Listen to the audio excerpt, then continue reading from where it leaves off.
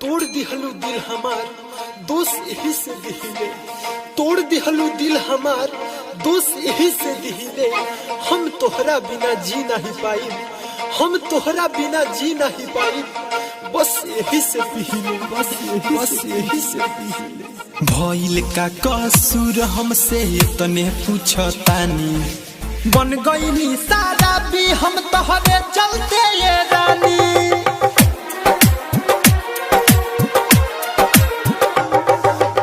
भइल का कसूर हमसे तने पूछतानी, बन गईनी सारा भी हम तोहरे चलते ये रानी।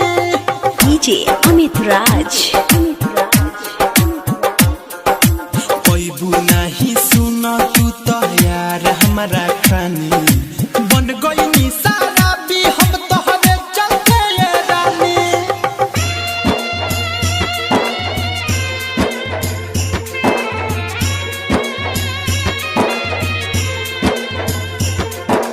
डीजे अमित राज। कलमालपुर हाट।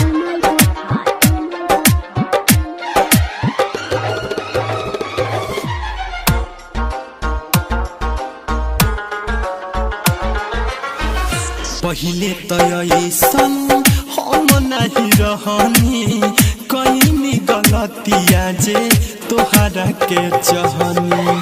पहिले तो ऐसन हम नहीं रहनी, कईनी गलतिया जे तोहरा के चाहनी।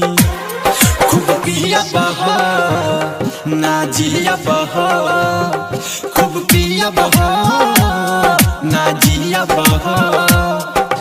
पल भर में मिटा दिहलू हो प्यार के कहानी, बन गईनी सारा भी हम तोहरे चलते ये रानी। पैबू नहीं सुना तू तो यार हमारा खानी, बन गईनी सारा भी हम तोहरे चलते ये रानी। Aditya recording studio Machhagar Gopalganj.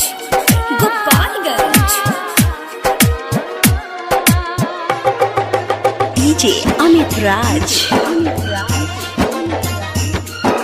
कलमालपुर हाट।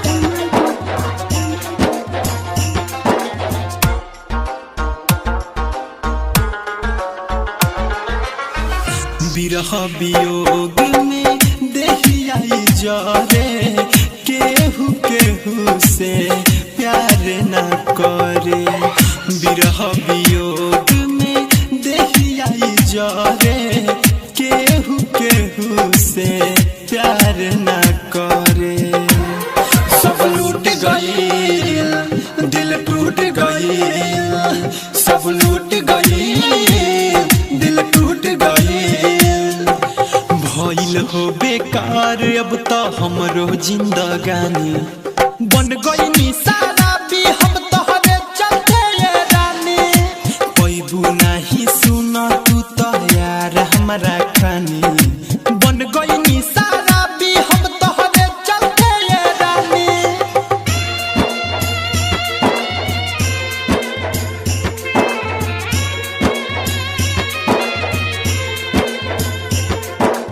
डीजे अमित राज।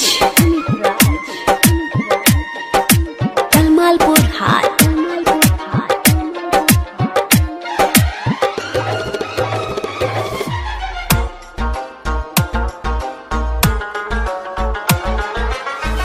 मथवा पर हाथ धके किरिया तू खैलू, दीपक दीवाना के दिलवा दुखैलू।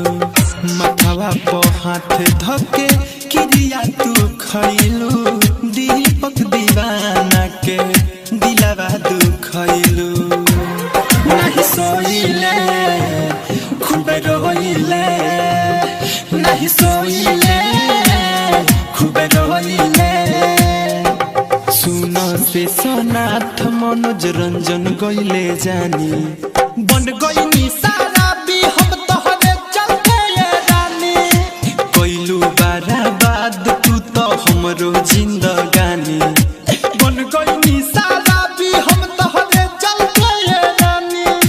पैबू नहीं यार सुन तू तो हमारा खानी बन गई